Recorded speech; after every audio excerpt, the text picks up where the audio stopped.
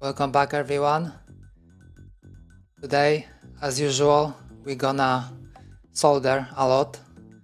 But before we jump into soldering iron, I have few things to share with you. So I've been doing some upgrades to Chordie, and I decided to change how we're gonna attach the tenting solution to it, because originally I was thinking about doing it with the screws, and personally I don't think it's a good idea having to, unscrew everything and screw it back in. So that's not the best, at least it wasn't the best. So I came up with this idea, these kind of like clips on the sides, and hopefully this will work. I haven't tried like the full version yet. I have it printed, so today is gonna be like a make or break moment for this, and I think the break part will be like literally break, because it might really break. And other than that, yeah, I mentioned last time when we were looking at it, it would be nice to move the resistors, and so I did. I'm kind of surprised that I had time. So right now the resistors for infrared will be over here, and this will free up a bit of space over here, and I think that's a good part. I hope everything will fit. We're gonna find out soon, I guess, today, because today we are doing the right side. So there will be more resistors, there will be diodes over here and all this kind of stuff. Okay, let's get to it. Not much time and plenty of work as usual.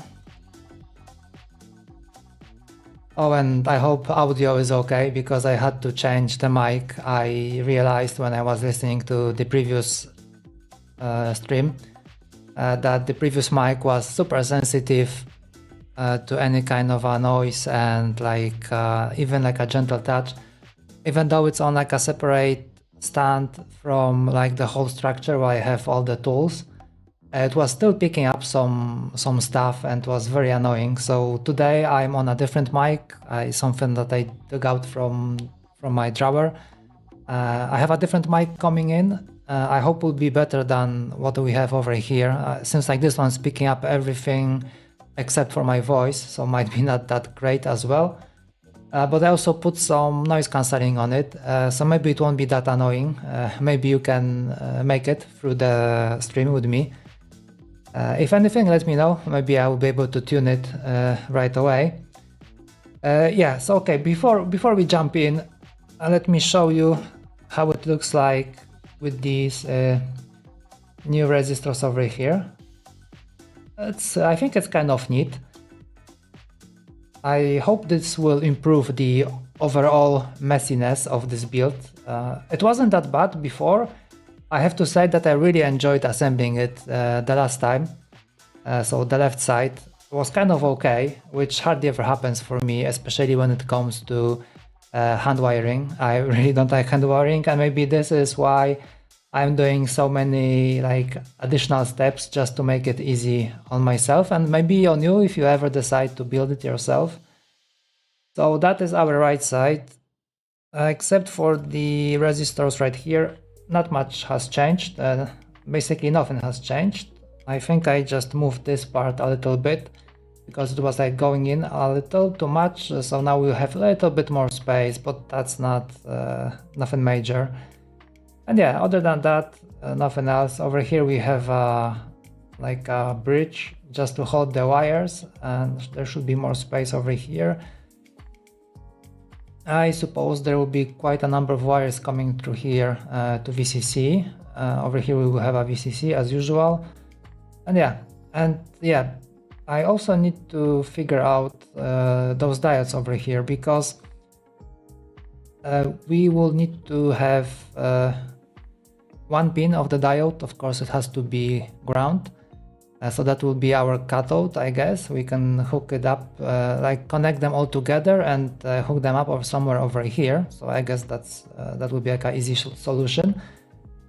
And then we'll have to route from here. I think like I forgot which pin was it on on I2C expander, which pin was meant for the diodes, but I can check that later on the firmware, so that's not that much of an issue. Yeah, so this is the tenting solution with the clips that I was talking about. Okay, let's see if we can attach it without breaking anything. Probably should be okay. I'm hoping it will be okay.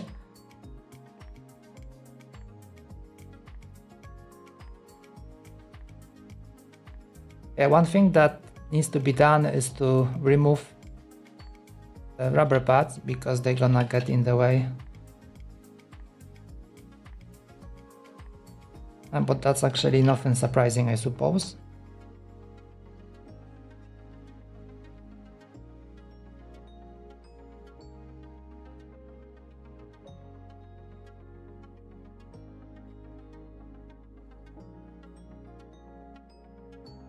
Okay, let's see.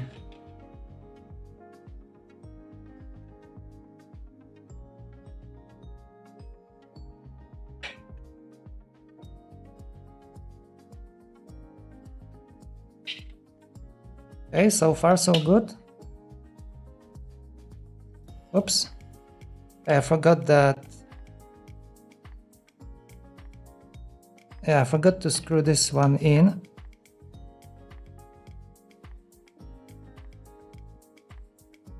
But that is not a problem right now. I just need to push it somehow, gently as usual.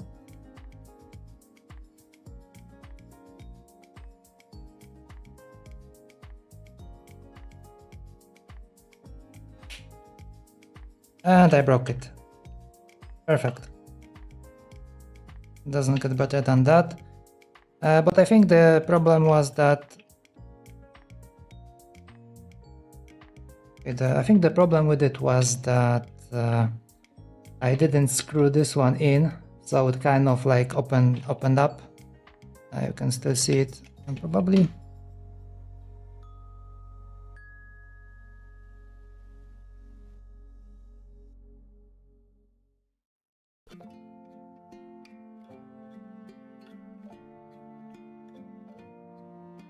Yeah, so my bad. But overall,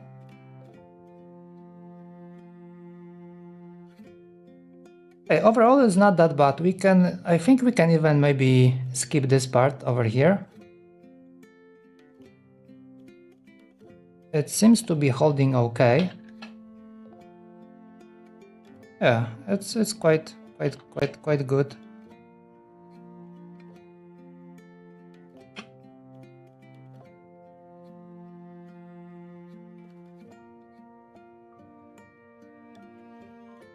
So I guess that's something that I can fix later, just to change all the remaining parts. I think I have one more part.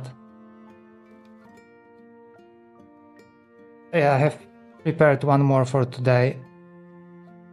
So this one is for the trackball. I'm planning to build the trackball today. We'll see how it goes, if we can reach this stage. So probably this one might break as well.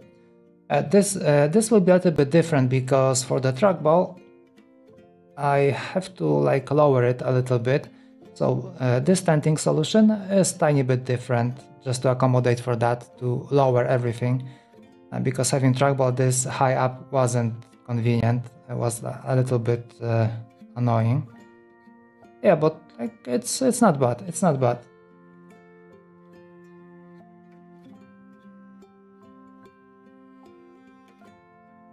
I only hope I'll be able to remove it later on without much fuss. But there's also another option. We can always change it and we can always attach magnets. But I think that will be a little bit of a stretch. Because like first of all we have all the wires exposed underneath. So magnets might be causing some issues, I'm afraid. And on top of that, like doing additional magnets, it also depends like what kind of magnets we want. I think this is like easy and simple. We don't have to worry too much about it. We just print it, attach it, and it works.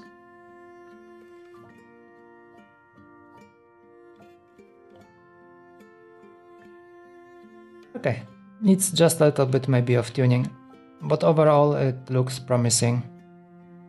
And I think I can really skip this part. These seem to hold okay. Two over here and two over here. Because I tried the first time, I had just some over here and on this side. So it was moving up and down just a tiny bit. So now I added these and this one broke off. Yeah, but there's no movement anymore. So yeah, it should be okay. Be quite okay. I don't know if camera isn't too close. No, should be okay as well. All right, so let's get to this part. We have much to do.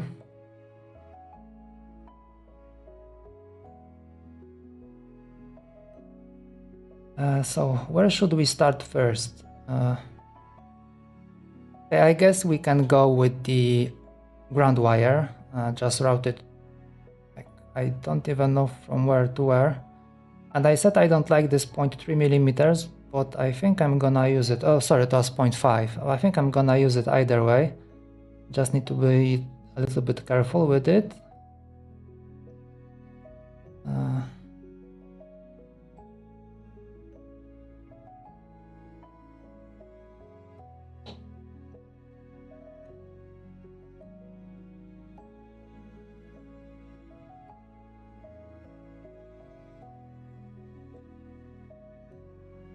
Okay, so that's the 0.5.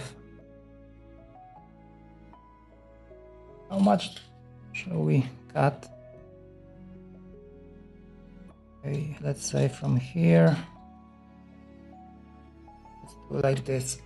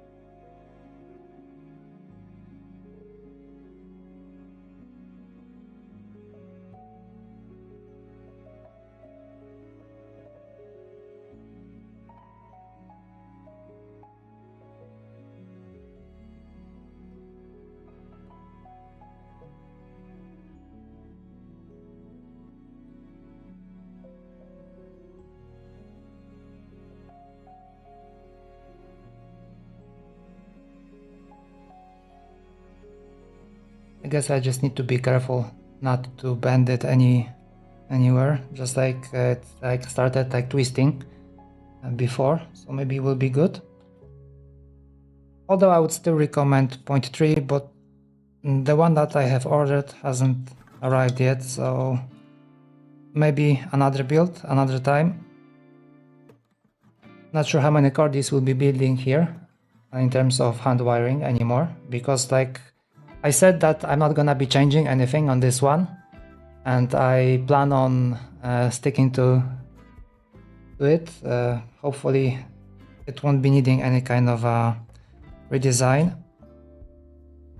Hey there, Chords, why are you not sleeping again? Not that I don't enjoy you being here, but you could use some sleep, no? Oh, we are building the right side today. So last time we did left, and today is the right. Yeah, sleep is for the weak, right?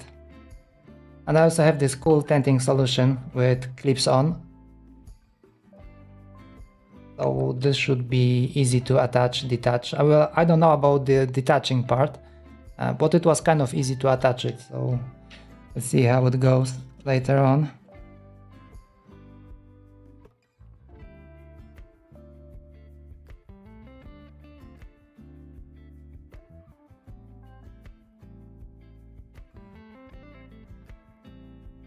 Well, it's not quite thick because this is only the edge, you see, so I saved on PLA or on plastic, depends like what you're printing. So this is just the edge, and it's meant for the keyboard to be angled like this. And if it's like this, it's way easier to use.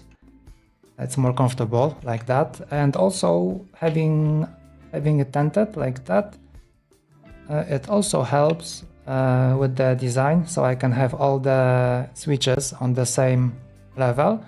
But once it's tinted, you see, they're kind of like exactly how they're supposed to be.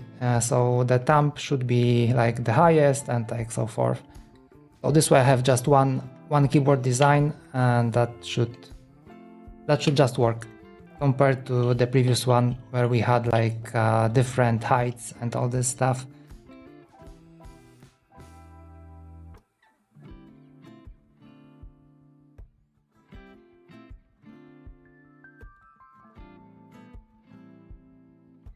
I'm looking at it and I think that maybe it would be better if I just move the wire. I know there is a canal in the center. Why is it so dark over here? There's a canal in the center. But like last time when I was hand wiring, I noticed that the normal wires from the switches, they are kind of getting in the way. So maybe it would be better if I just route it through like somewhere like there. Would that change much? Or maybe I should just leave it like that. Let's try.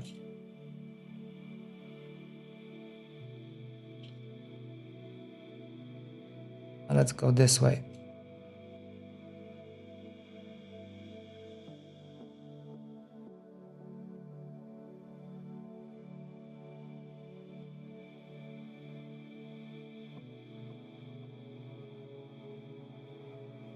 And it bent again. Yeah, so that's why I don't like this wire. 0.5 is a little bit too thick. You can see there is a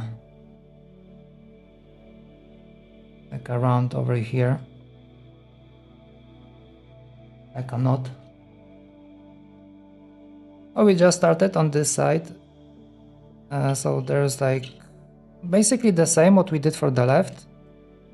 And additional will be LED diodes.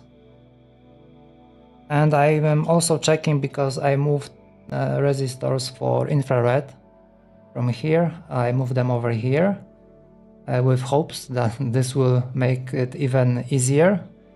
But like, I don't know that yet. Might be okay. Might be not okay. Might cause trouble. Yeah, definitely 0.5 wire is not good. It's not good. Don't do 0.5. Okay, wrong way. 0.3 will be ideal. Just to have a different color, so it kind of stands out from all the rest. So for example, you can have copper for all the switches, and then you can have, for example, like a metal color or a KO color, whatever colors they have for these. Something that is different, just to be able to tell which one is what. Once they all come together, it's kind of difficult to figure out.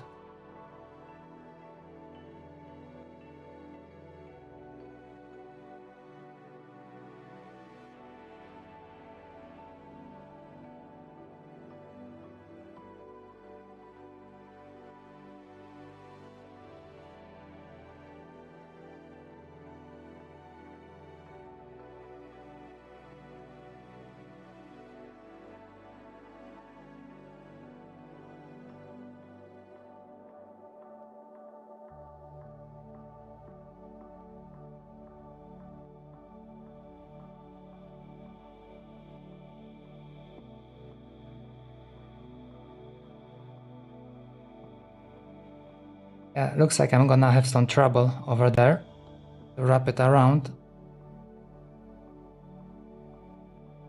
Let's hope I won't break it, because The handle there is very tiny, as usual. Everything is so tiny here.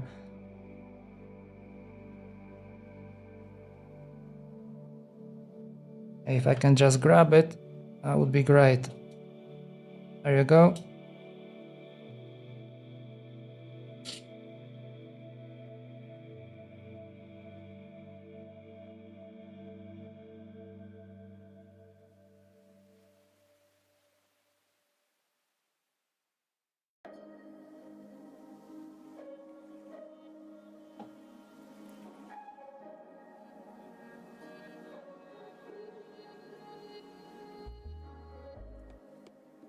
You see, and it's making a knot again. I don't like it. It's too thick, so 0.5 definitely no go.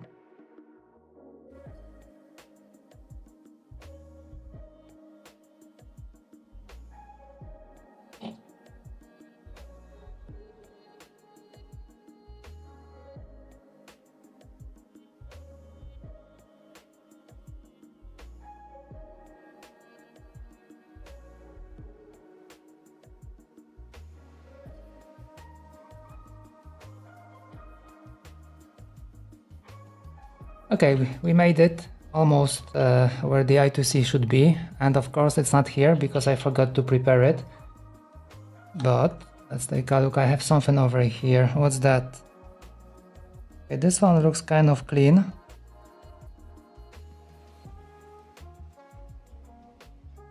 What do we have over here? Okay, this one hasn't been touched yet. Fresh. Okay, so we have to prepare it. So as per usual, I kept on tape over here, and we have to, I think this one will be wired to VCC, but I need to double check if that's the case. Okay, this one is a little bit different because VCC and ground is a little bit different. On the previous one, I don't have a second one that will be comparable. Yeah, there were like, oh no, okay, right, these together, so I was looking at it the wrong way. Alright, so we have address over here. Okay, let's get to the Kapton tape, if I can only find it. Wasn't that bad. Let's see, where should I put it? On this side, if I remember correctly. Would be nice to get some scissors as well to cut it properly. Okay, this one came off. Great, great. We are off to a good start today.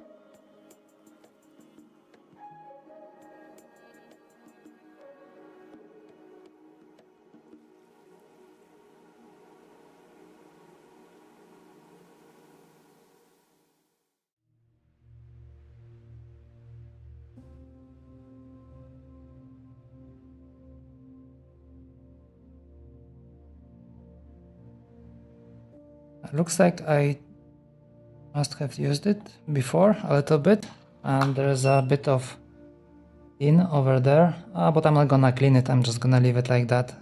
It's not sticking out too much, so it's okay. Okay, let's do the other side.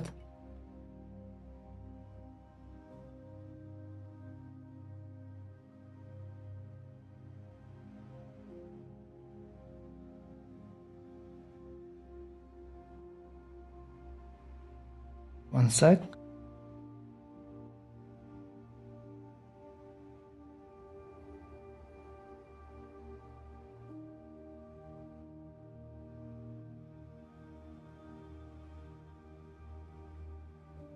Forgot to load the chat, although I think it's working okay.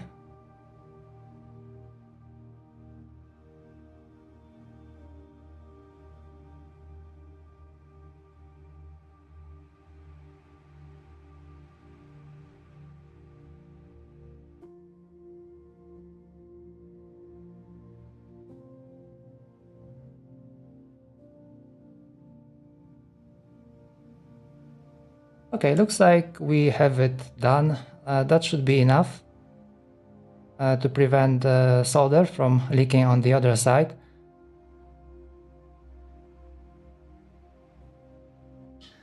Okay, I need to double check which one should we connect right now, because we are on the right side, and on the left side I think we went with VCC, but of course I can't remember. I've built this keyboard so many times, and what's even worse, I designed it and I still can't remember which side was what was the address. Okay, this one is, it's a huge zoom. Then this keyboard has changed so much. Okay, over here, right, so it's all VCC. That is good. Okay, of course we can skip reset pin because it's pulled up already, something I learned along the way. So one wire less. I mean, doesn't really change much, but yeah, it's okay. So for the right side we have to go with VCC. Okay.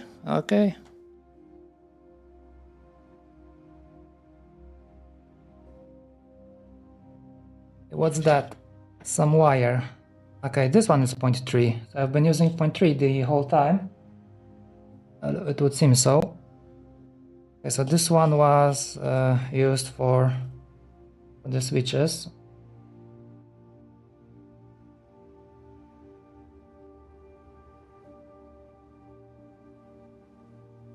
Oh, hey there, Hinogi. Well, it doesn't really change much because I don't need diodes, and if I would need diodes, then I guess PCB would make more sense. But like this, I have never really like thought about it too much. I think it doesn't really change much if you have a PCB or not.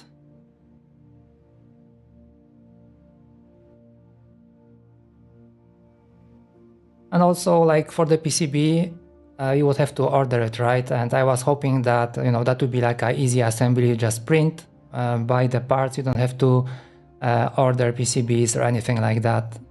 So at least that was the idea. I think it's kind of still okay. You don't really need much to get it to get all the parts. So yeah, I think PCBs don't really help much. They just would make the whole build more difficult to pull off.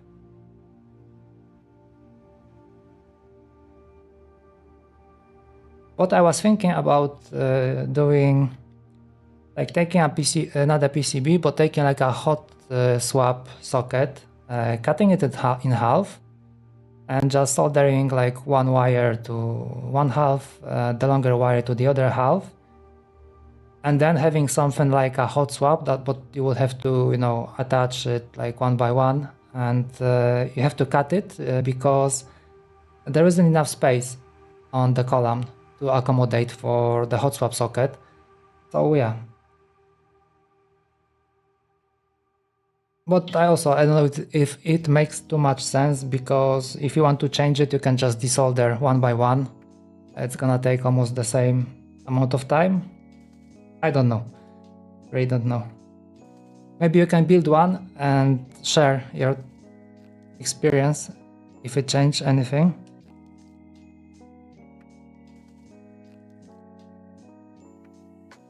Okay, so was it VCC?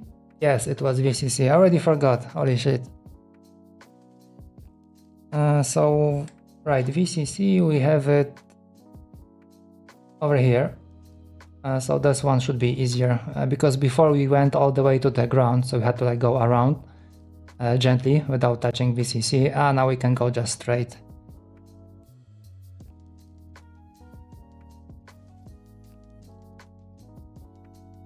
Or maybe not quite straight, more like a L-shaped.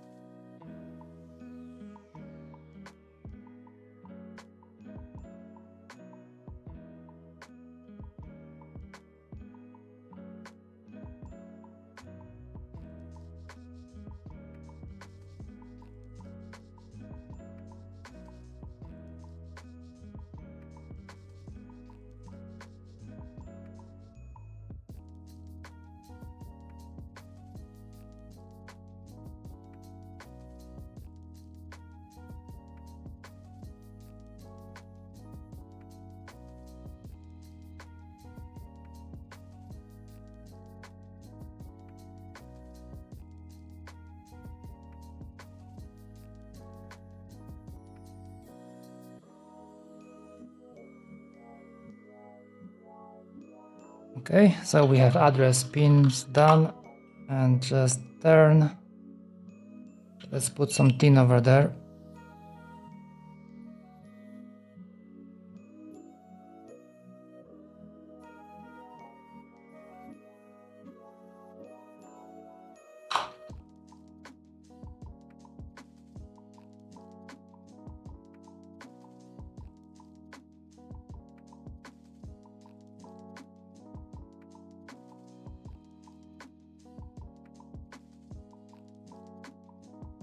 Okay, I think it's looking good.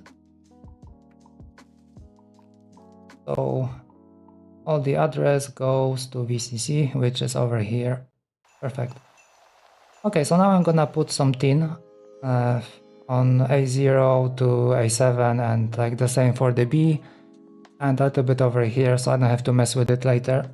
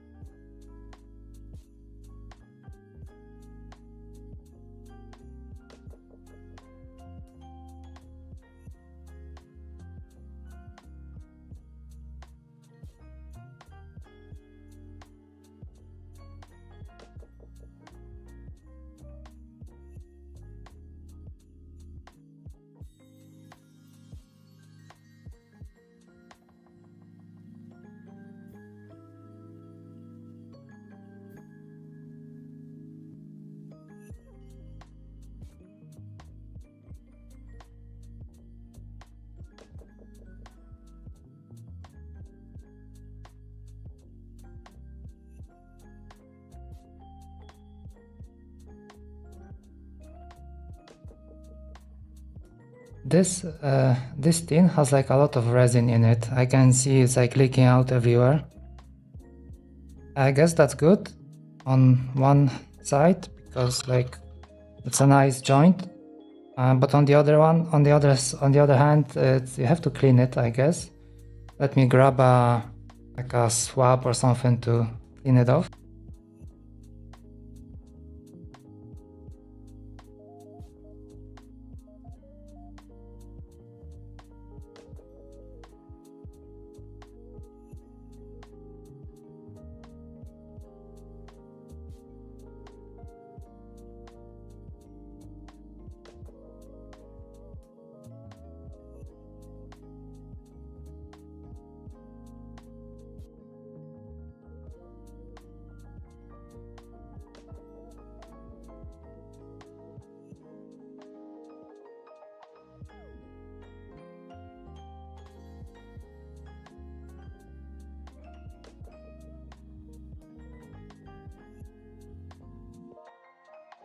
Okay, as good as it gets.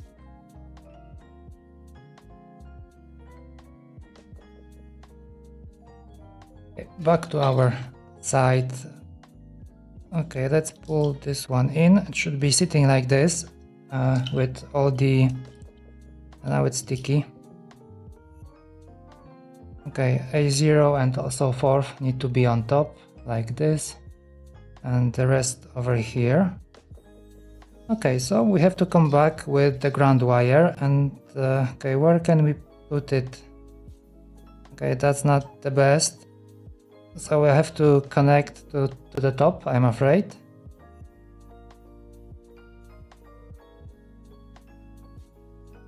And we have this wire over here.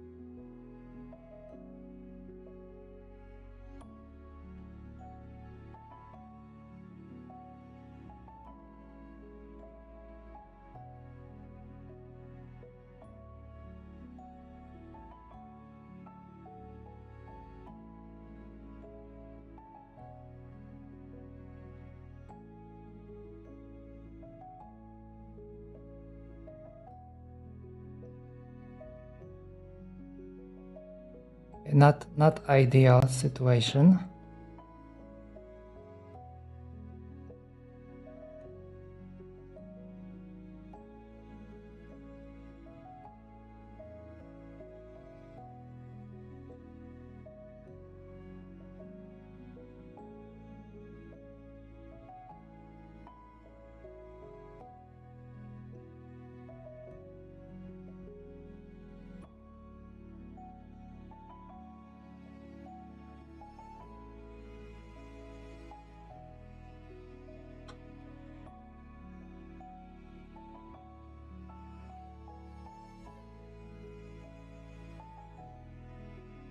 So looks like we have to either squeeze in ground or VCC, depending on the site.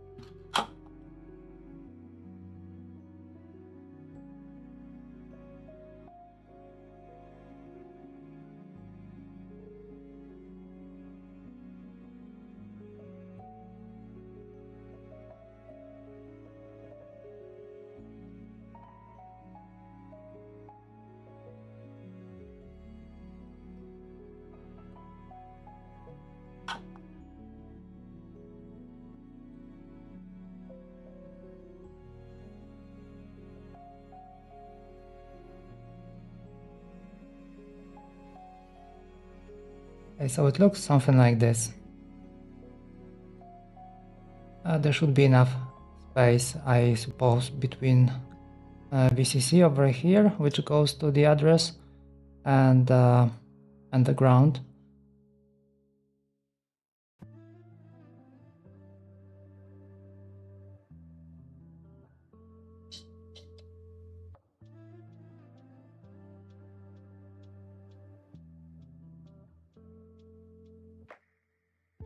Okay, what should we do next?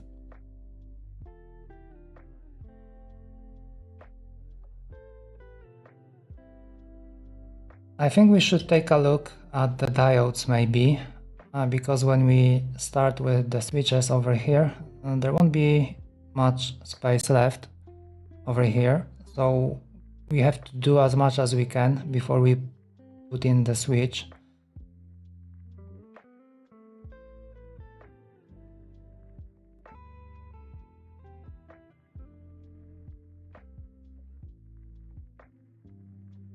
Okay, so I will be using these three colors. Okay, was it red or was it something different? Okay, it was green.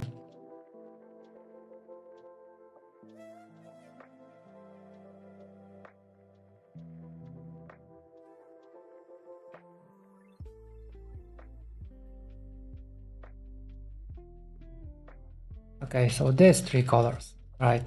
So yellow is meant for caps lock, green is meant for scroll lock, if I remember correctly, but blue, I am sure this is supposed to be the num lock.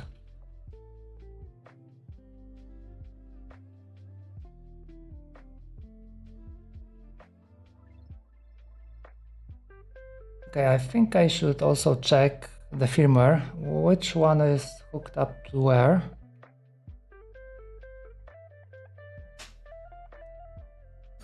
Something I forgot to put into my diagrams, and now I can't remember what was what. I have no mention of it over here. Yeah, indeed.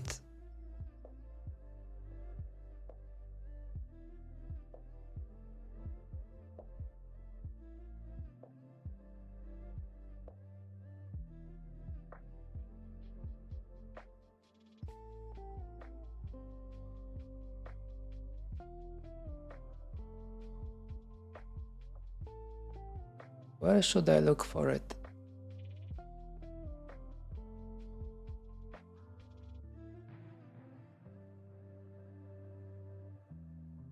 Okay, I think I remember now. I think we hook it up directly. I think it was hooked up directly to the MCU, which we can't have it. We can't have that because I want MCU to be almost separate part. So there should be only VCC going there and all this kind of stuff. Let's see. We should have some space left on the I2C expander, and I hope I'll be able to pull it off, that I will be driving those LEDs from the I2C expander. I just need to figure out where is the define for LED. Config.h. Ah yes, over here. Exactly. Yeah, so I did it like this. So it was hooked up directly to the MCU. So I guess I took the easy way. I didn't want to bother with reprogramming it. Okay, so I don't think we have much choice.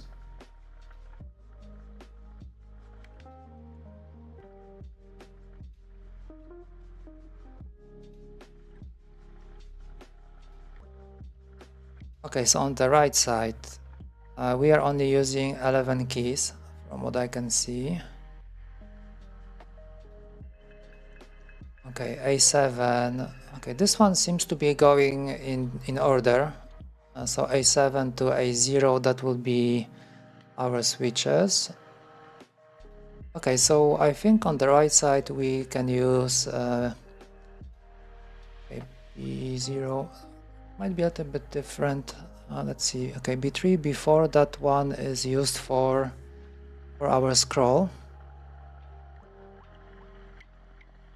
Okay, so let's agree that we're gonna use these three actually for LEDs on the right side.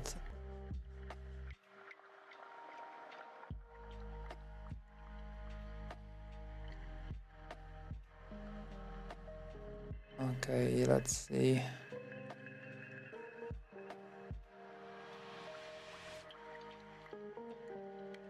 Okay, over here, these three are free. Then we have this one. Okay, B3, B4, and B5 is our infrared. Okay, B6 and B7 is also free. Okay, so I guess I'm gonna use these. Okay, so let's do it like this. This one will be caps lock, and this one will be num lock, and this one will be, I think it's called scroll lock. I suppose that's the correct naming for those keys. Okay, so that's something that I will have to change later on in firmware. So don't need to worry too much about it, just to remember. And okay, so looking at the keyboard now.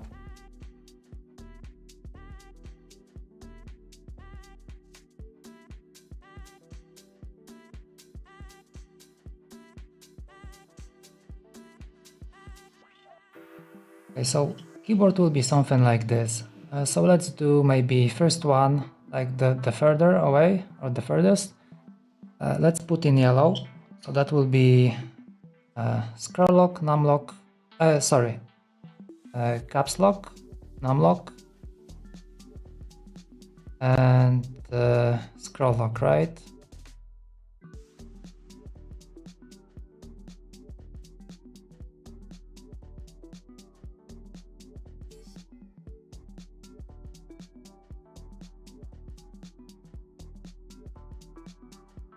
I am assuming that this short leg is the cathode, which will be our ground.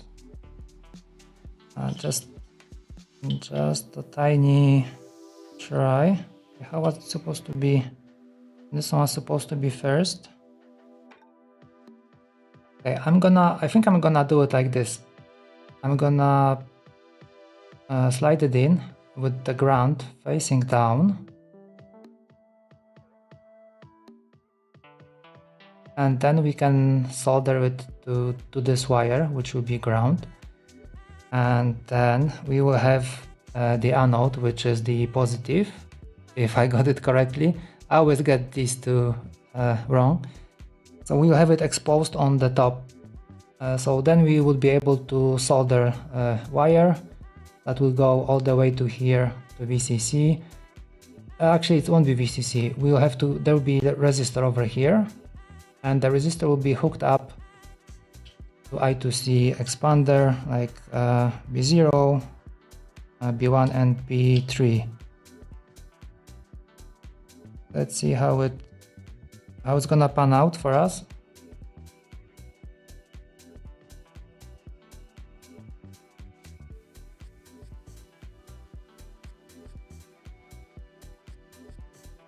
Straight away it's already too short. I mean, the cutout is too short, so the diode won't fit. I have to cut it straight away a little bit.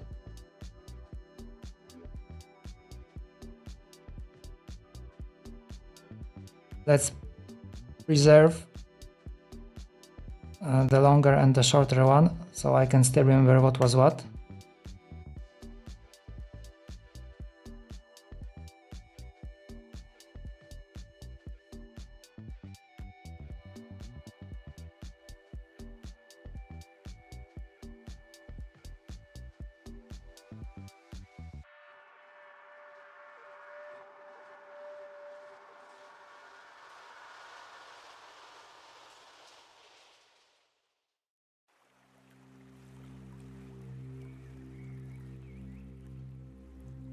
Okay, it looks like we have a nice fit over here.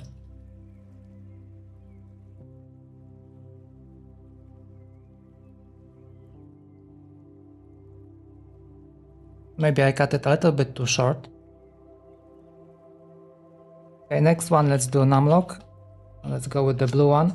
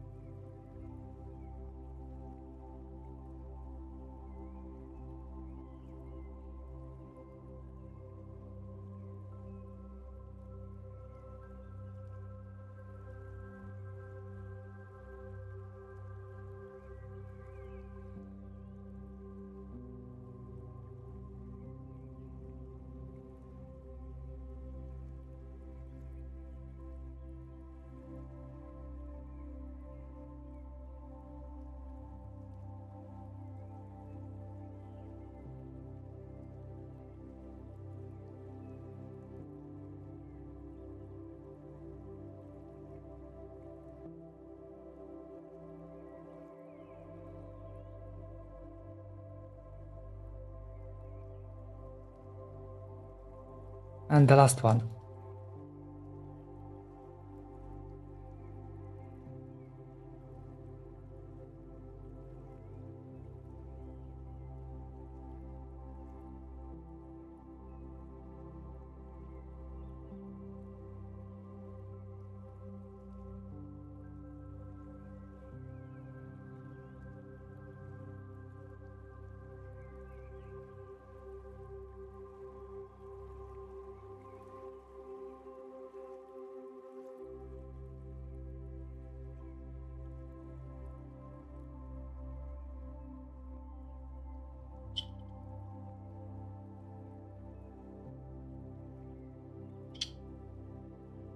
Okay, so far so good.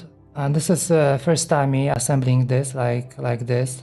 Before we had it like inside the extension and it was hooked up to directly to the MCU. So that was different, and it was also annoying because the resistors, they're always getting in the way. Very annoying, very messy. So now it should be perfect.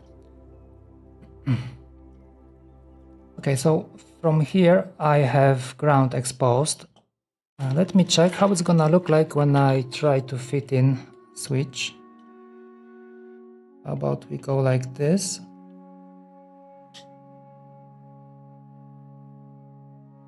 Okay, a little bit crowded.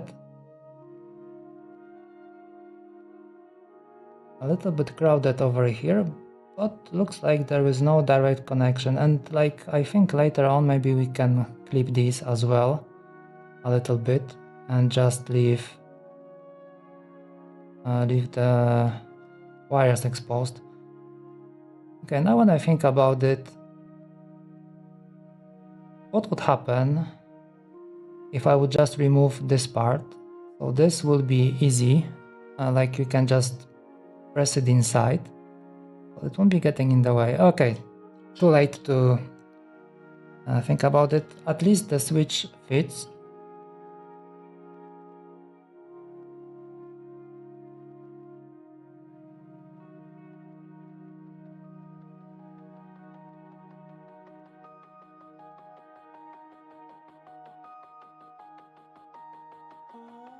Let me check with the choke switch if it's gonna be okay as well. So the choke will be going okay like this. A little bit different for a choke, but still maybe not that difficult to fit in. So the wires will be over here. Oh, we should be good.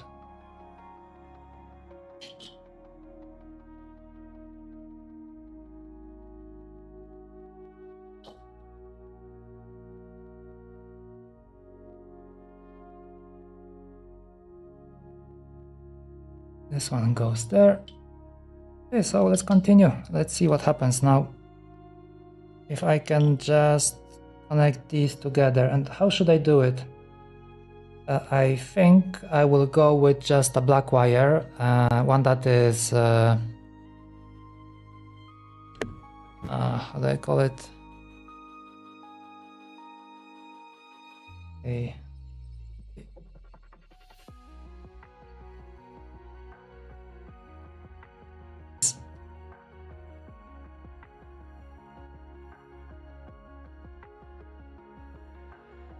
And I lost the word. Oh, never mind. We all get it, right? I would just maybe strip it just a tiny bit. Try to attach it over here. And then route it down. And try to solder it to the ground. So then we will have ground done. See how it goes with this one.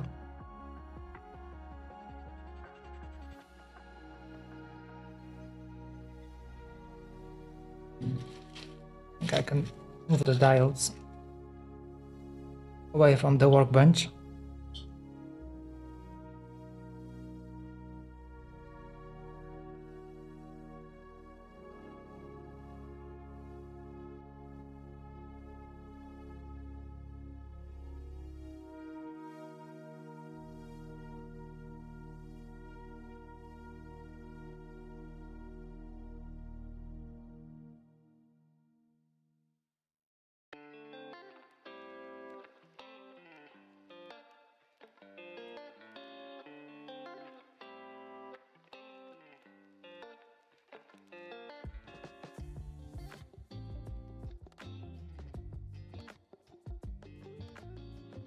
And this is one of my least favorite things to solder, like inside a socket.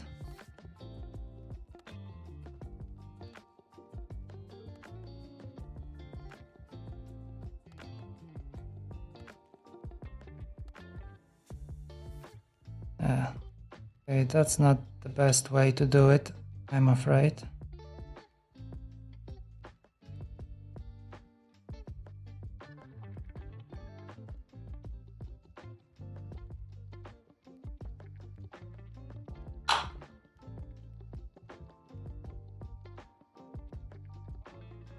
It looks very nasty.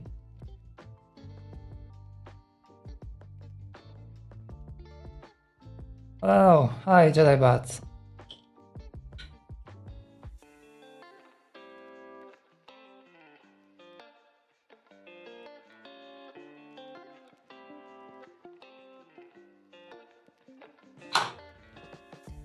I don't like it. I don't like it. It was such a nice build. And now it's messed up with this wire.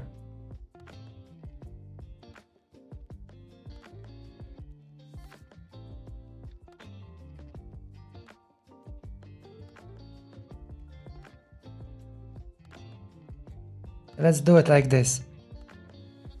I'm gonna pull out these because they're getting in the way, and now I'm gonna try to wrap something around this part. So let's take a clean wire.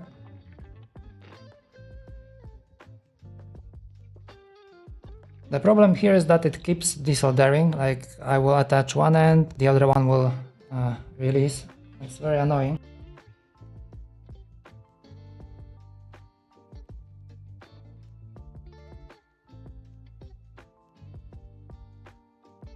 Maybe I'll be able to wrap it around somehow. Although it doesn't look like we have too much space over here to do that.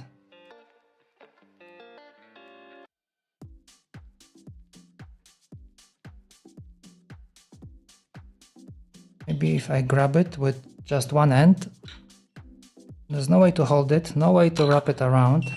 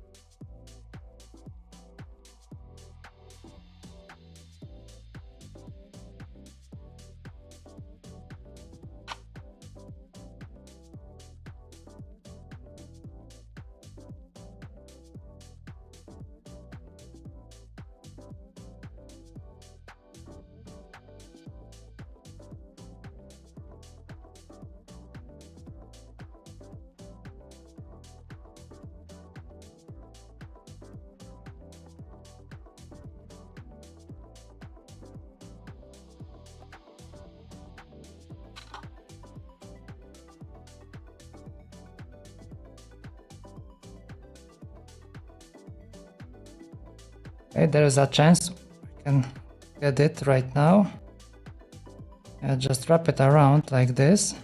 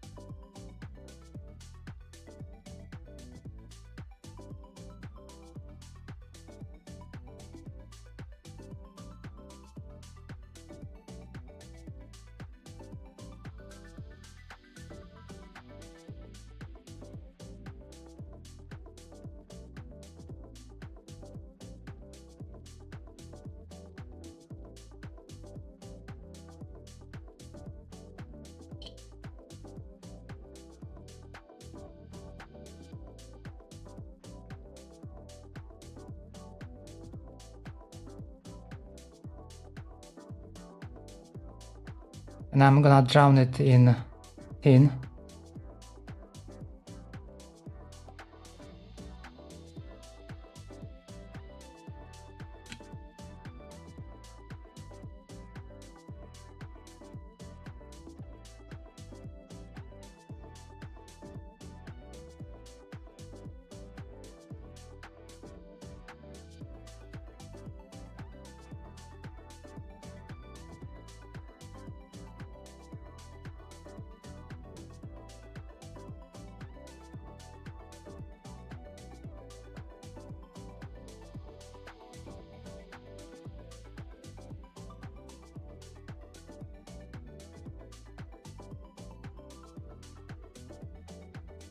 Oh, that's a nasty blob. I think that's the nastiest blob that I have ever made on this channel. Look at this shit. I only hope that when we come back with the positive pins that they won't short.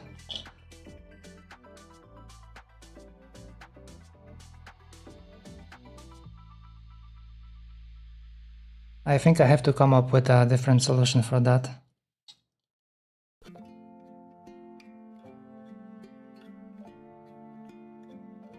Okay, so far so good.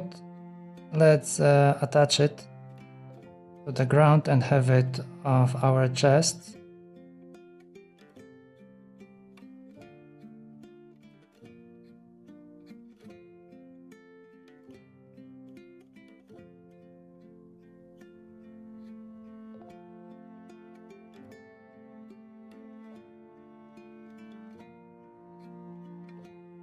Guys, how's the audio from this mic? Because I just swap it temporarily. Is it like edible or hurts your eyes, your ears?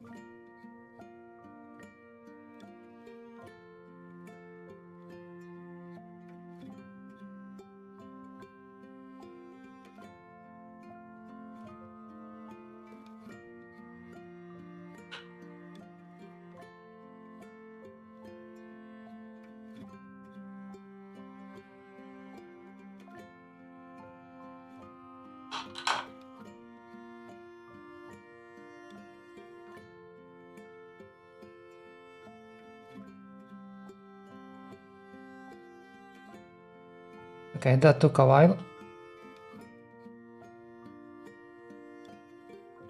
Okay, we still have to do something about this. But that's for later.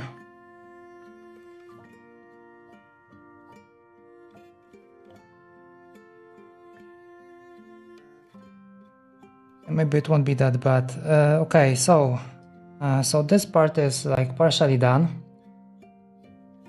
What can we do next? I think we can go with the switches, right? We have ground all the way to here. That is okay. We have ground hooked up from this as well. So that is one problem less.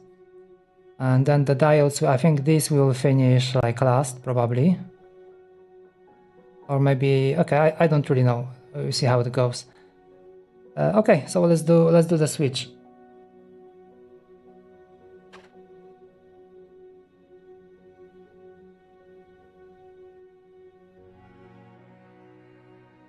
Oh, Hinogi was asking about the PCB for the switches, but we don't really need it because we have a really fast method how to solder wire to those switches, either choke or MX, kind of very efficient with it. Okay, so one wire is gonna be this one, which is the jewelry wire.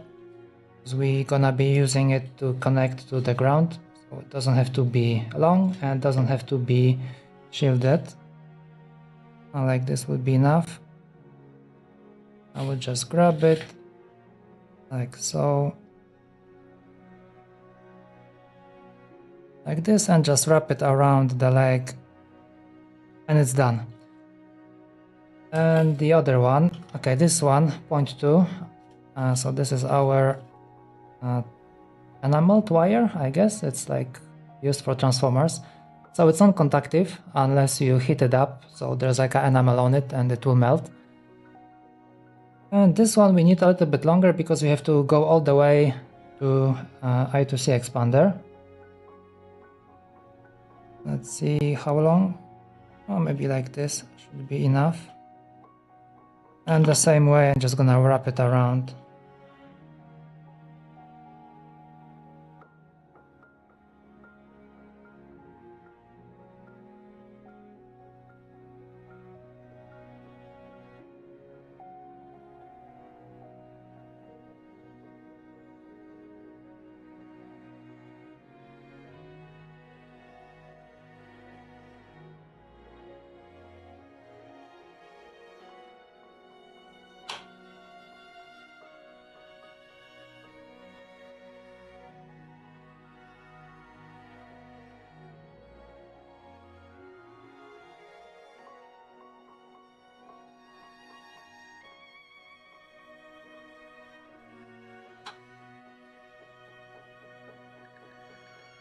Yeah, also, Hinogi, the PCB is kind of difficult later on to desolder.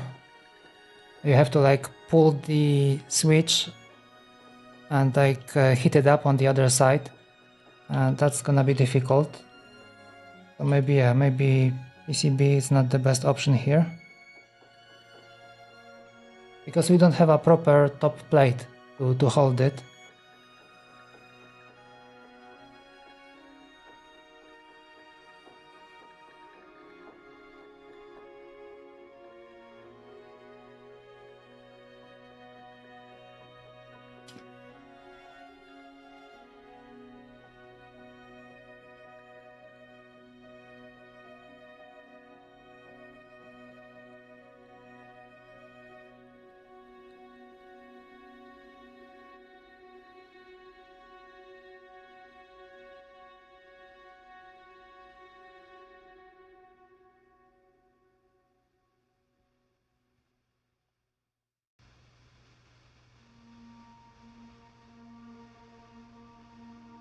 It's very constrained over here.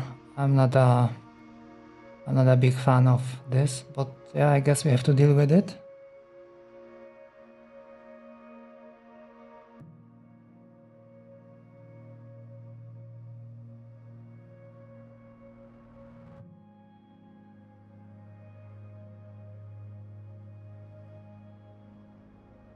So I guess ground I can just hook up over here.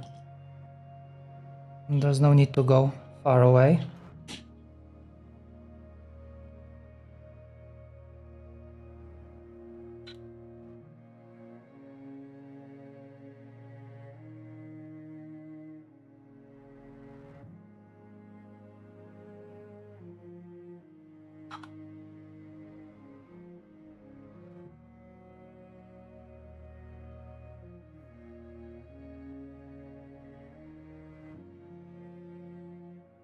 I hope I will be able to fit in these. And there's like a lot of tin over there. I hope it will be enough space without any shorts.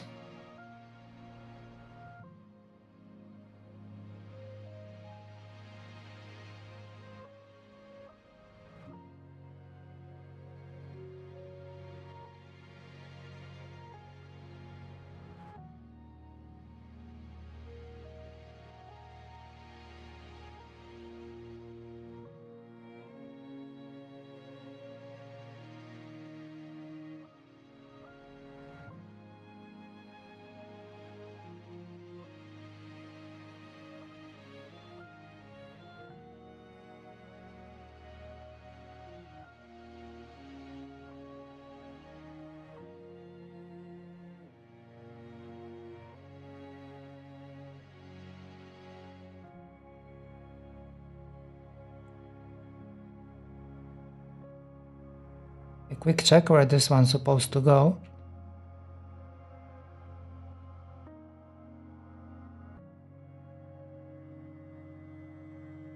We're on the right side. Okay, A7. Okay, so A7 all the way to A0. That will be our pin key on this side. Okay, so yeah, the right side is easier to remember.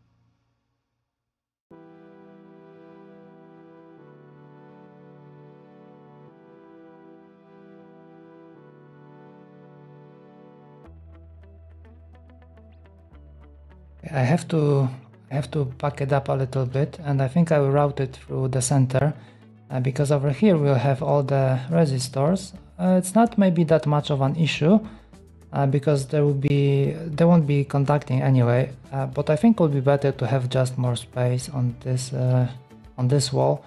I will just route the wires through here, yeah, to accommodate for that.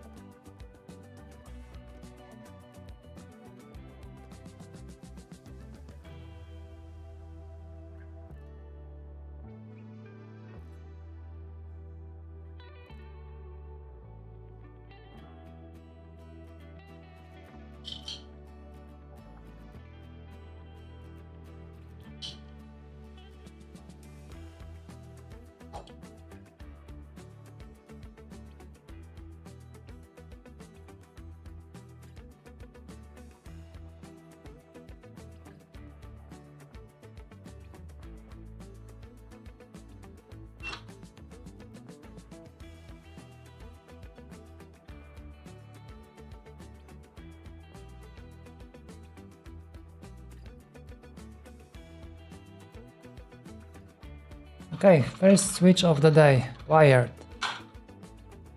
These keep like poking my hand. Should we just like fix it and have it done?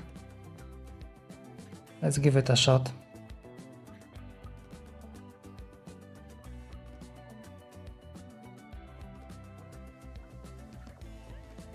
Okay, I can't do that, even though I wish I could, because we need to go with all the A pins on this row, because later on we will be moving wires from the top, so over the A row to the B row. We can't solder B first because it's gonna be difficult to get to A. Okay, that's a pity. Maybe I should move them to like after we are done with the switches. Okay, now it's too late, never mind.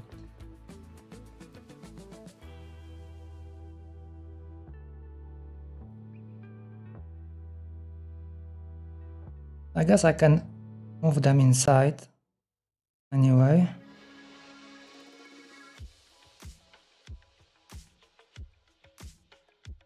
Okay, it's not looking good. I think I will have to add some tape maybe or something like that. That's not the best soldering job over there.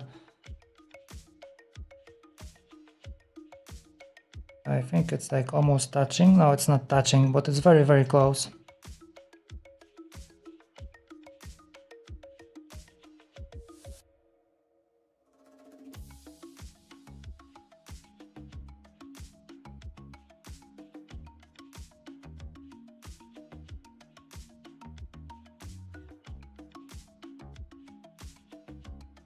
Yeah, definitely, diodes must go after the switches, or maybe even like the last. Although, okay, I forgot about the ground. Shit, it's so difficult to come up with a good solution. Anyways, let's go with the switches. What's done is done. We're gonna dwell on it later.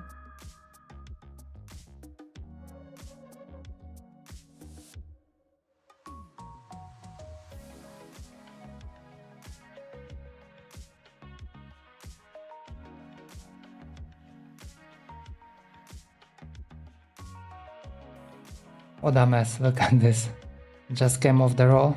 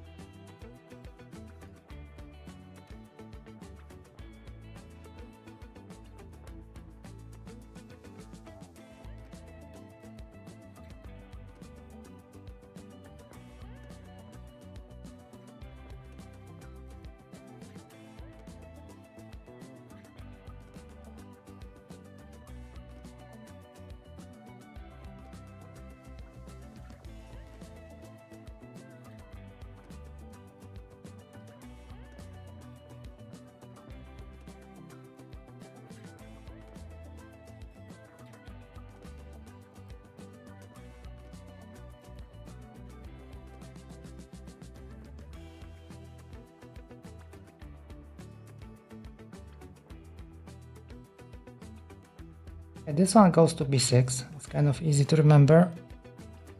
And they all go in sequence compared to the left side, because we had like two switches meant for mouse keys at some point, and then I didn't swap it. I just kept it.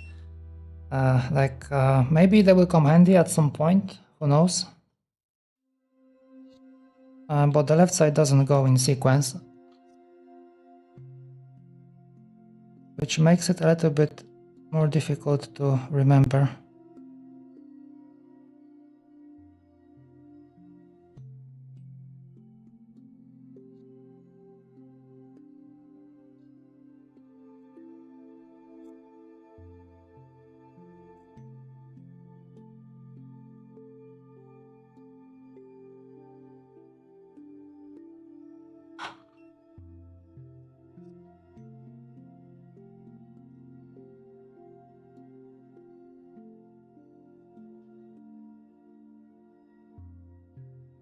Okay, two switches done. How many more to go? 1, 2, 3, 4, 5, 6 more to go. Okay. I hope we can do that before the end of the stream. Okay, let's go. One more. Also, I've been typing on the left side. I have like these switches. They're kind of okay. They're 35 grams, so it's a little bit more than what I would advise for Chordie. For Chordie, I would advise for MX, like I think 25 grams if you can find. That is perfect. For choke, that's easy because we have the blue chokes, which are 20 grams, 25 as well. So yeah, that's easy to buy. For MX, it's difficult. I think maybe even impossible at this point in time to get ultralight springs. And I think 35 grams is the lightest I was able to find. So yeah, I need to have like the full experience how it is to type on both sides with 35 grams. So far it wasn't that bad. I think the biggest issue is when I have to press like maybe two switches at the same time, or three, like for Q and X, then it's getting a little bit difficult. And also for scrolling, because for scroll I use thumb and middle finger like this. So it's also kind of like you can feel the weight of the key like pushing back. Oh, we'll see how it goes in like a longer time.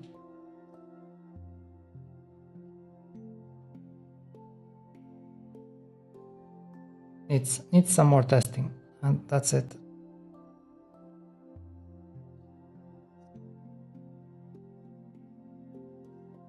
Besides Chalk or MX, it's all the same functionality.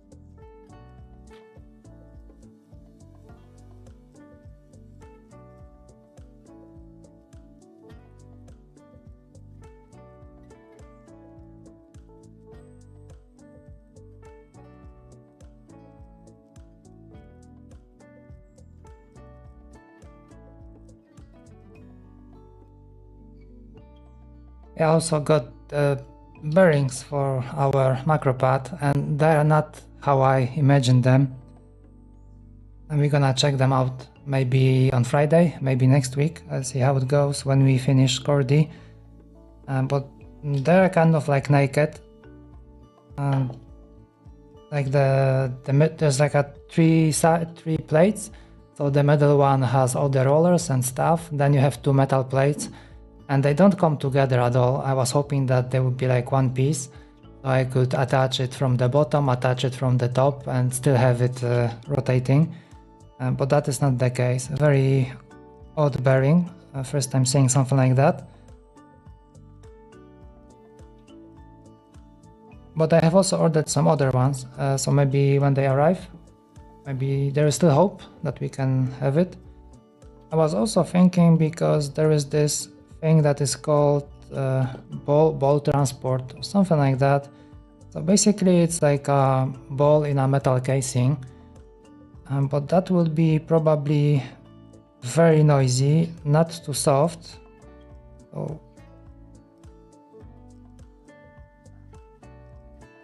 looks like we will have some more issues with the macro pad than I anticipated.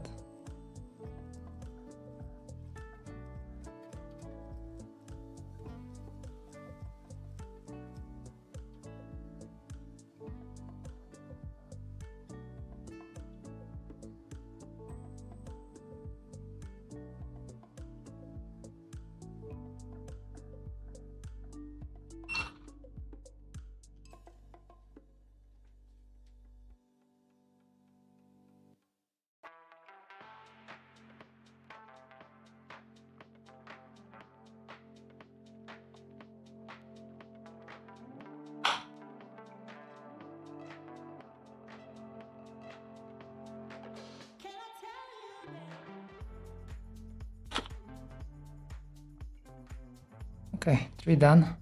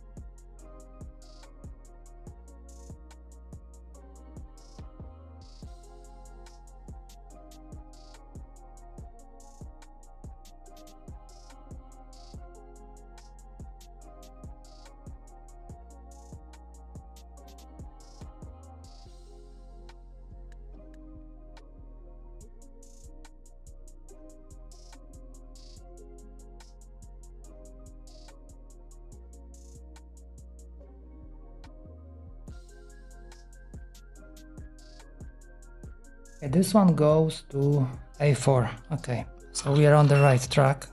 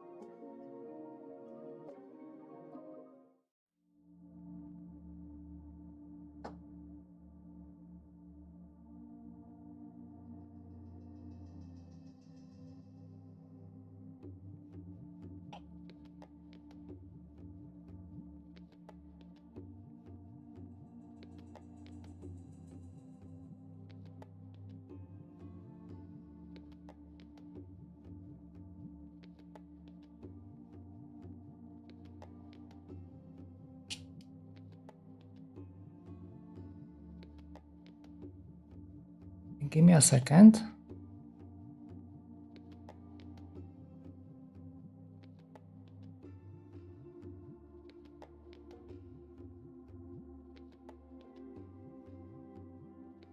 Let's try something.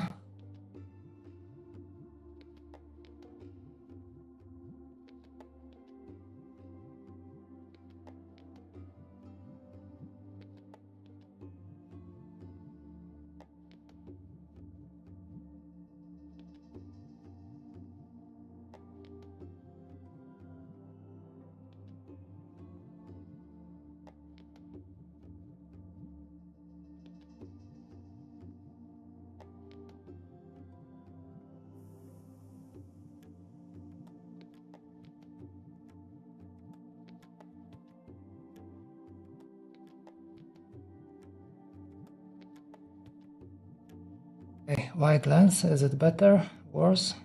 Leave it like that for a second.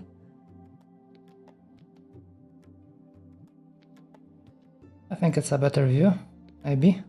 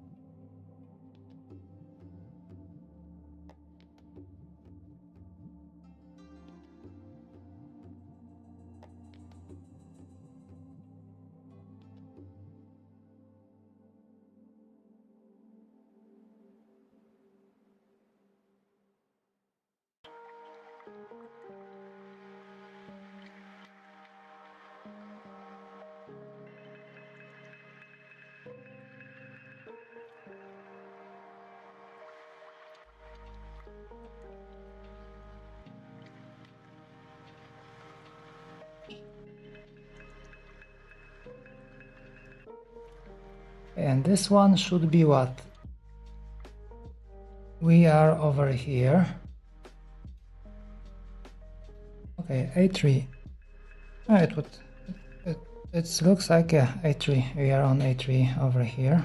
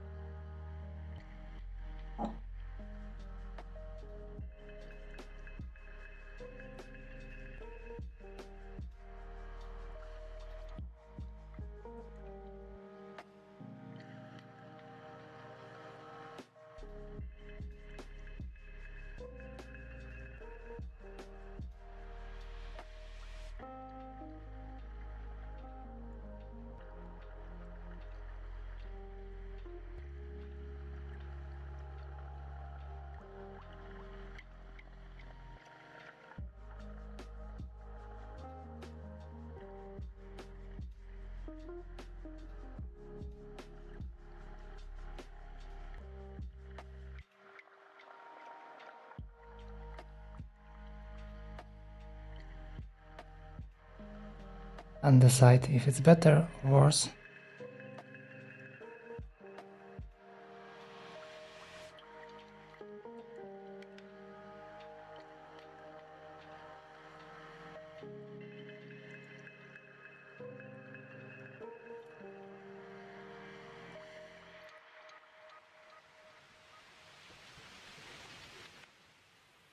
One sec.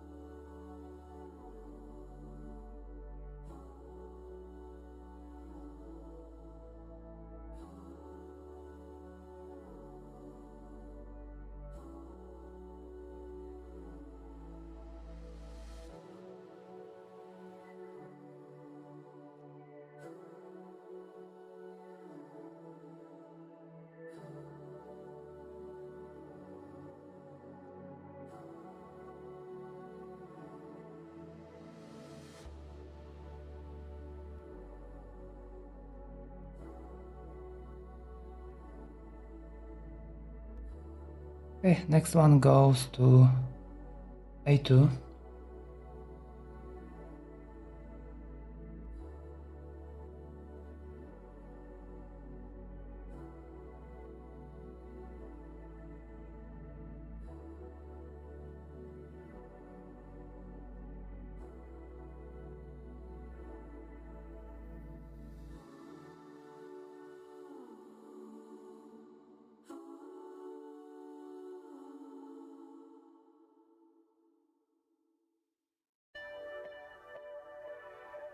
Okay, 2 more switches left to go.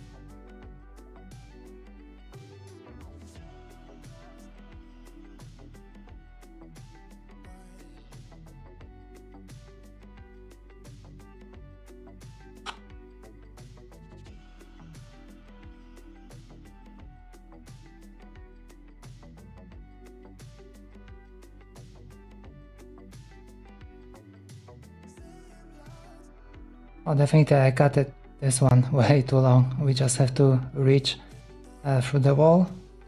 But it's like almost as long as I was routing it throughout the whole keyboard.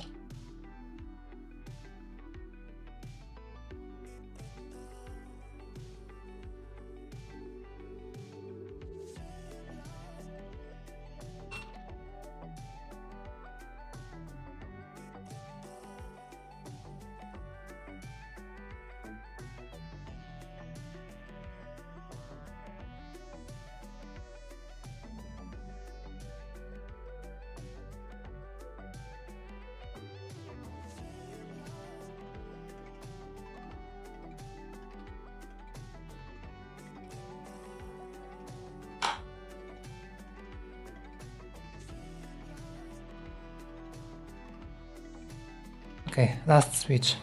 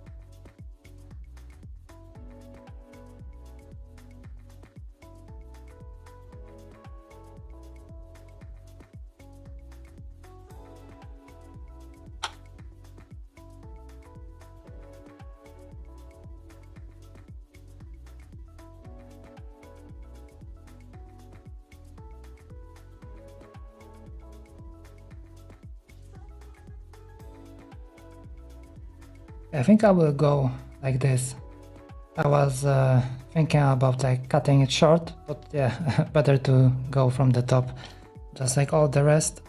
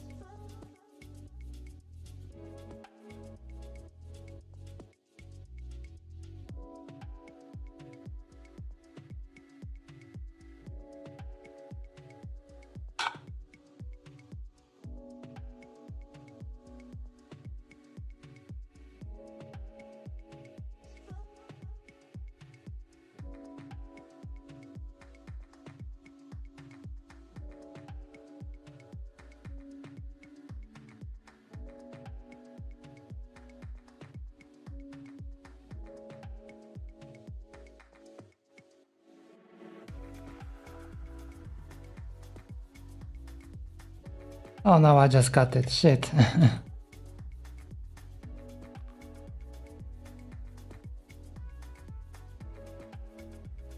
I forgot I put the ground over here and just cut the wire. Too bad, too bad.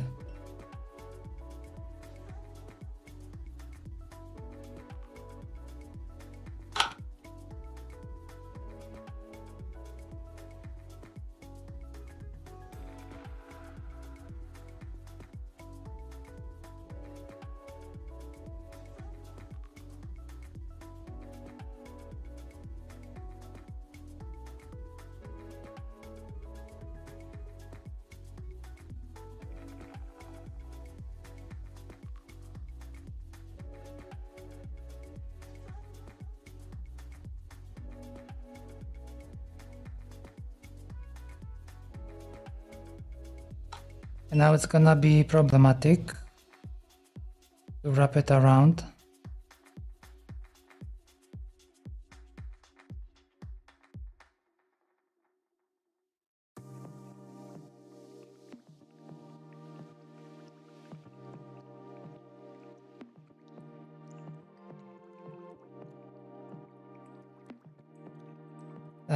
Such a mistake on last switch.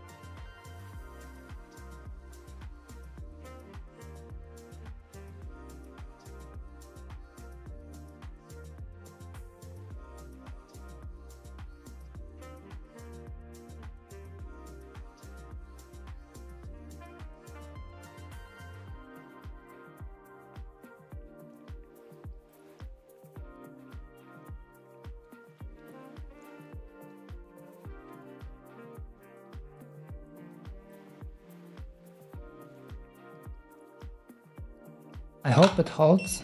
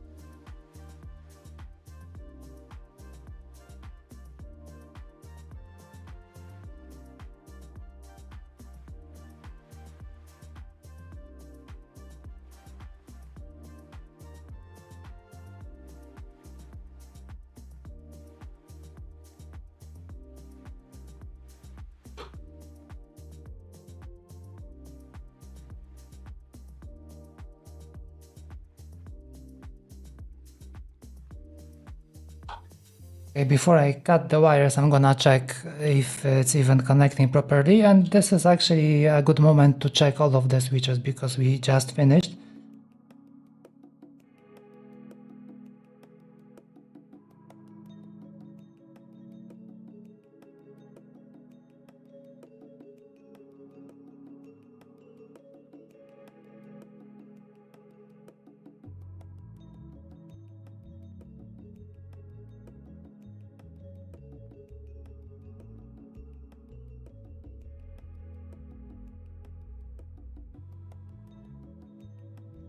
It looks like there's no connection over here, and that's not good.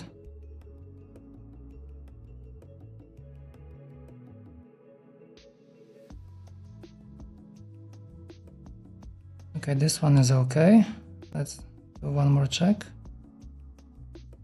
Oh no, okay, looks like it's okay. Lucky us. Okay.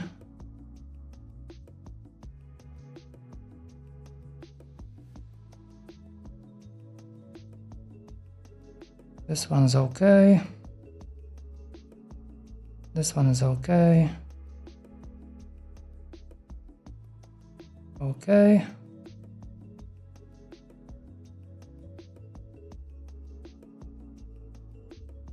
Oh, come on.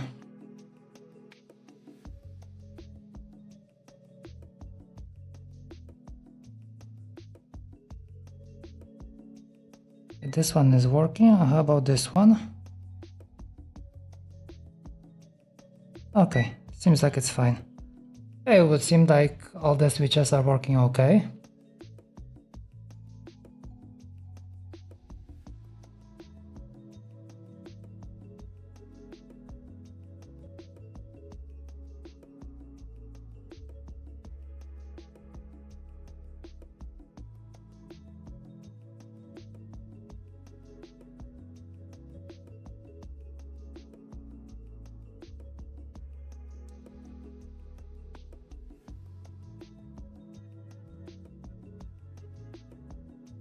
Almost sneezed.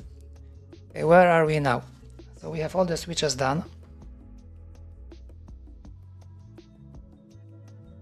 Let's take a look. So what would be next? Okay, on the right side.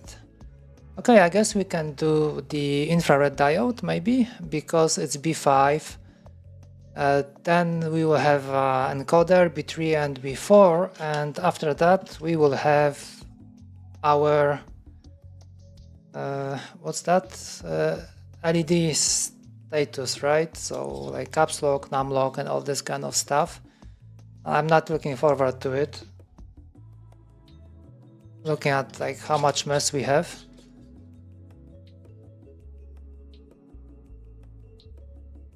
Left side was definitely better.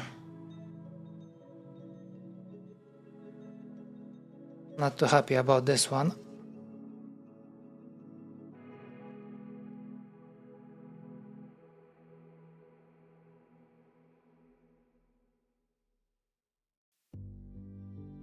Okay, so infrared over here. This fella, if I remember correctly, this one is the collector. Over here we have anode or the diode, and in the middle we have ground, both. So these two in the middle we can just like connect them together, and that will be it. Okay, so collector will be over here at the bottom.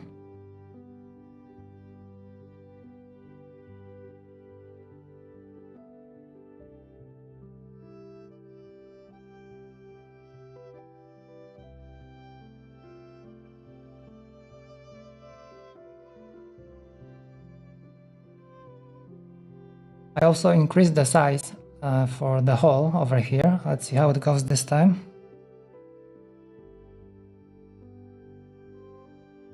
It doesn't seem like much has changed.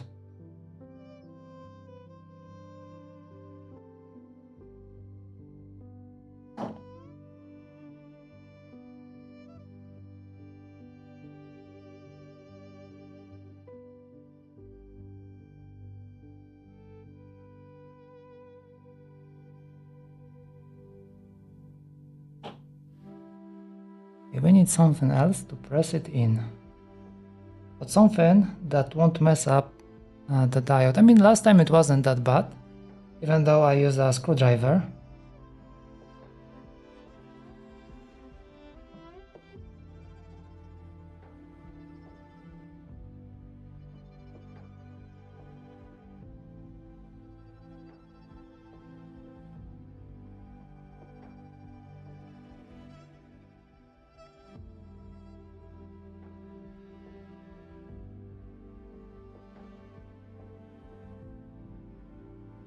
It looks like it's even worse. Bigger hole.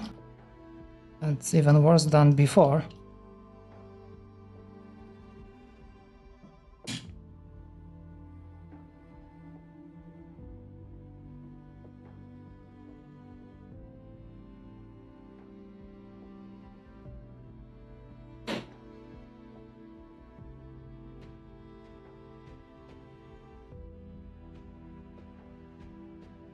Maybe I should work a little bit more on this. Okay, anyways, it got in. I'm not gonna complain too much about it. Okay, let's get these two legs together.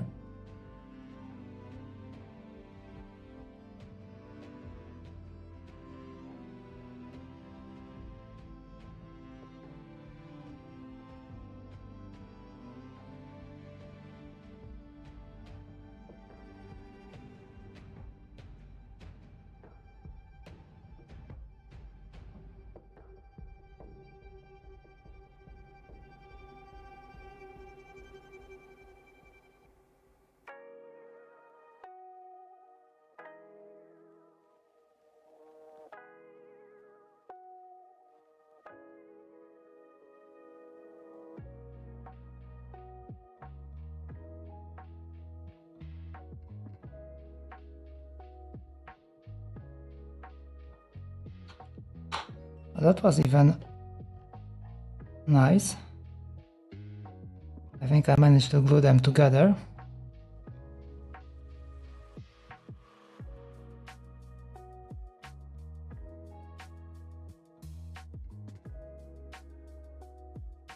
Okay, so looking at it, I think collector is over here, right? That would be the bottom. Over here we need to put 10K resistor, and the thing is that we need to have two wires on this end. One will be going to the collector and the other one we're gonna route it through here, and this one will go all the way to B5 over here.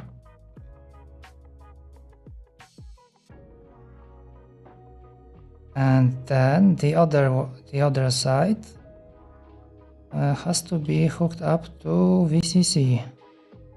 And then over here we need 68 ohms, and that will be, one side will be VCC from here, and the other side, that one will be easy. Maybe we can start with this one, but I think first let's do 1 millimeter wire, and let's do all of these. But now I'm thinking maybe I should give it a try. And instead of pushing it in first, maybe I will just have it on the side, and this way it should be easier for me to wrap the wires around, and maybe then we can solder them all together at the end. I wonder how it's gonna work out.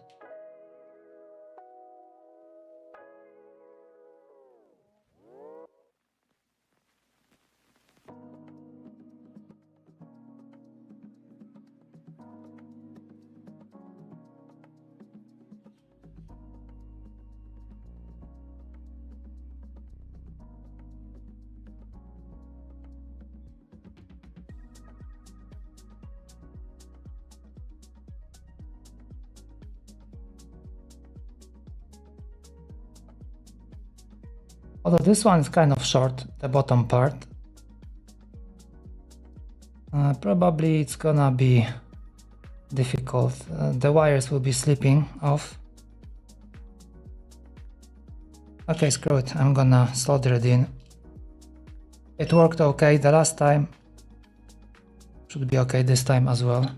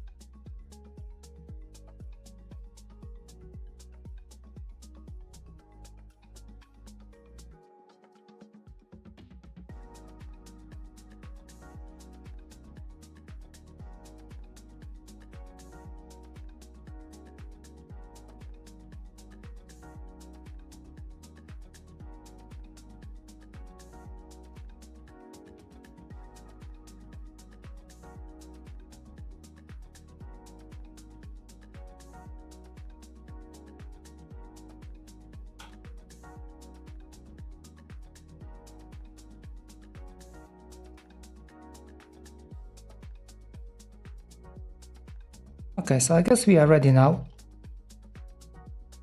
to put in the resistors. Last one, check. Okay, I'm looking at it like this. I messed it up a little bit, but that's fine, I suppose. So collector is here, so on the bottom, so 10K over here. Okay, so let's do 68 first.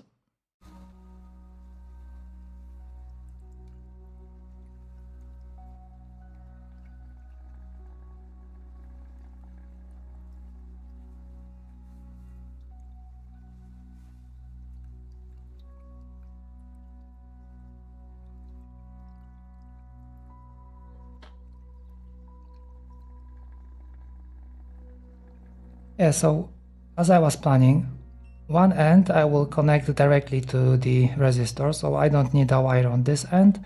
All I need is a wire on this end, and we're gonna route it through here to VCC over here.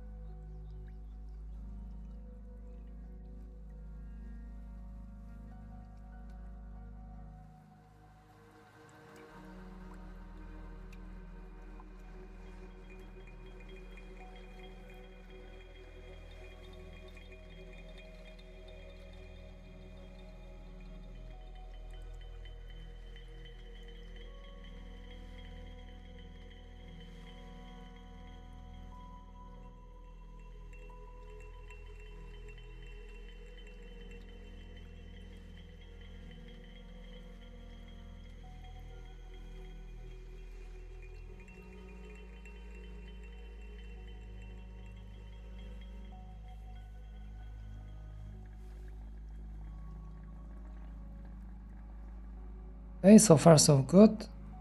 So I have it over here.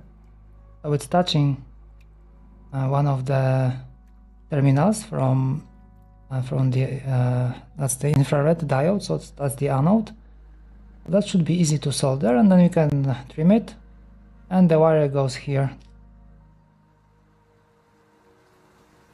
Yeah, I think now when I look at it, maybe I should just like move as many wires as I can, then trim all of them to the same length, bind them together, and then solder. That would be easier.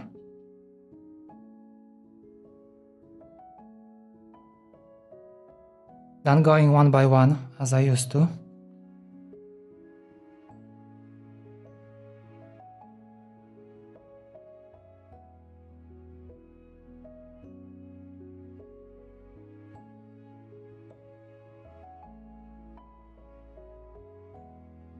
Okay, so far it's looking promising.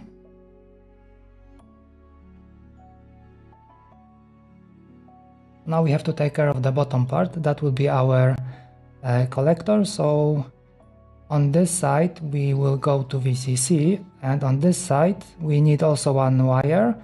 So we're gonna connect to the terminal over here, and the wire will go back because we have to connect all the way to B5, because we need like the input on the I2C expander to know where the finger is like pressing the diode. Okay. Sounds easy. I hope I didn't miss anything. Okay, let's grab a 10K resistor.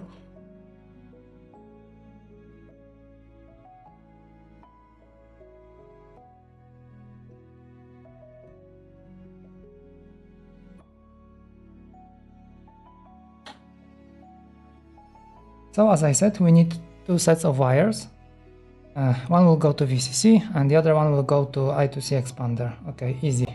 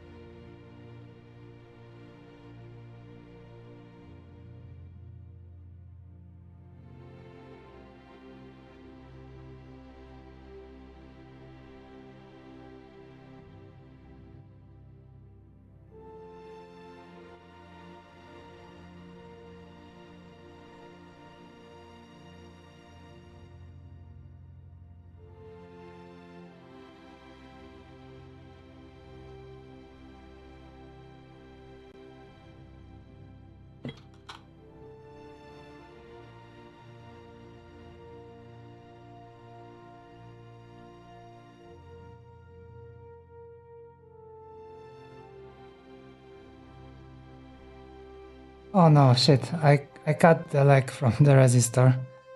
Too late. One was supposed to stay.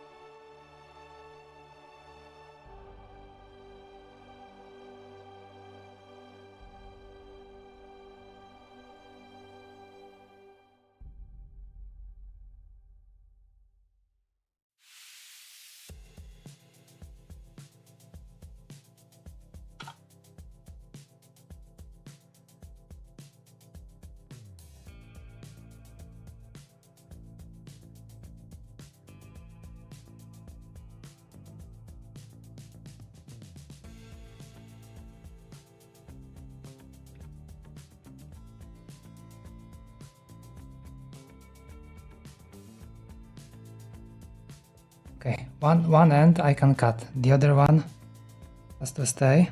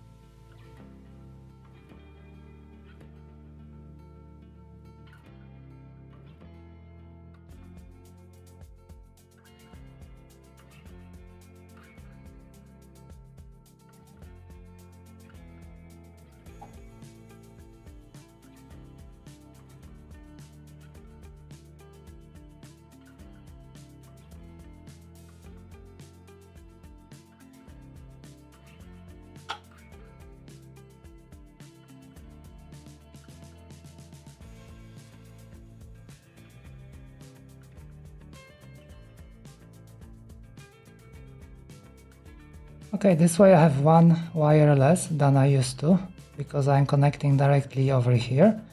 And now this wire needs to go back. And we have to route it maybe from the top. Maybe I shouldn't have make it red, because it's gonna be a little bit misleading. But now it's too late, never mind. We need to go all the way over here to B5. If I am correct, yes, correct. I've made two canals over here, so one will be for the ground. On the two in the middle, it's the ground, so we still have to wire this one up.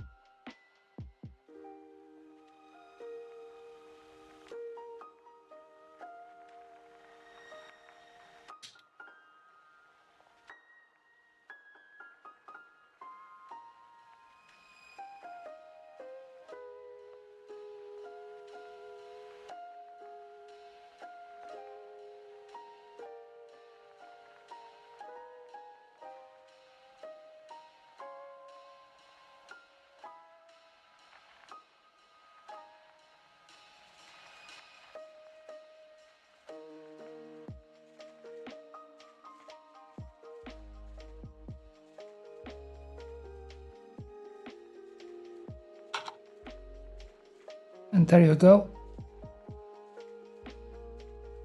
We have B5 over here.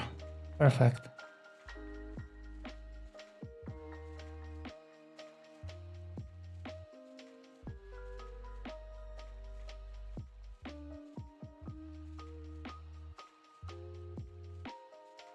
I'm gonna leave those wires for later. Okay, what else?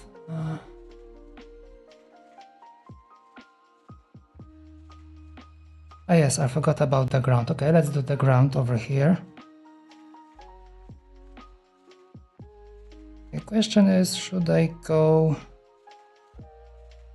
Which wire should I choose? Or maybe let's do the jewelry one, that we don't have to bother too much.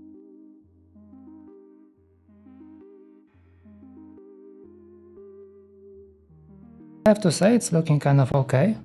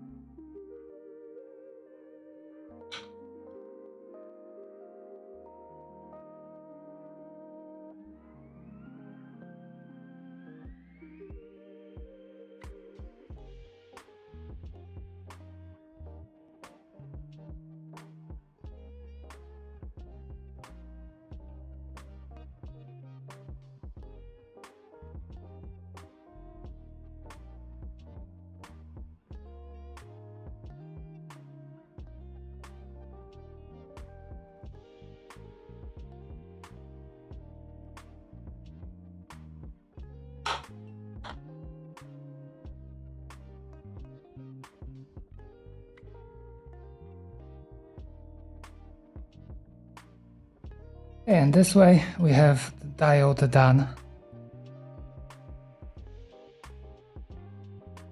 If it works, we're gonna find out a little bit later.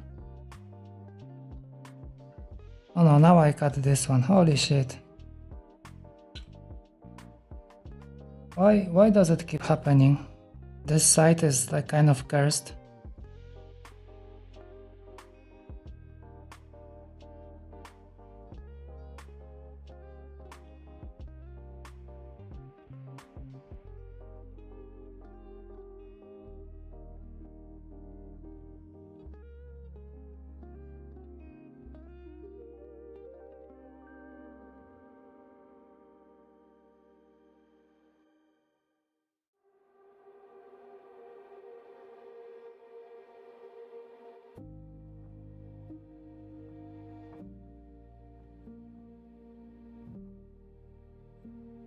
At least I managed to solder it back in. I just cut the ground wire over here. I don't know how it happened.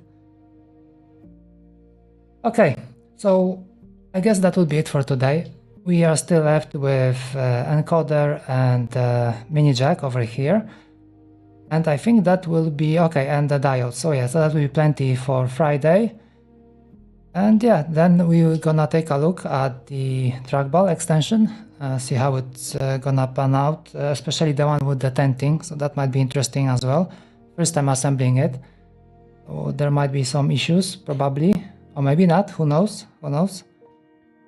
Yeah, okay, thank you for watching, please come back on Friday, and when we continue, in the meantime I would probably take a look at how to deal with those diodes easily, and maybe I should take another try with this infrared because it's kind of like too hard to push in. But fine, when it sits, it fits. So yeah. Alright, anyways, thank you very much, and see you everyone on Friday. Bye bye.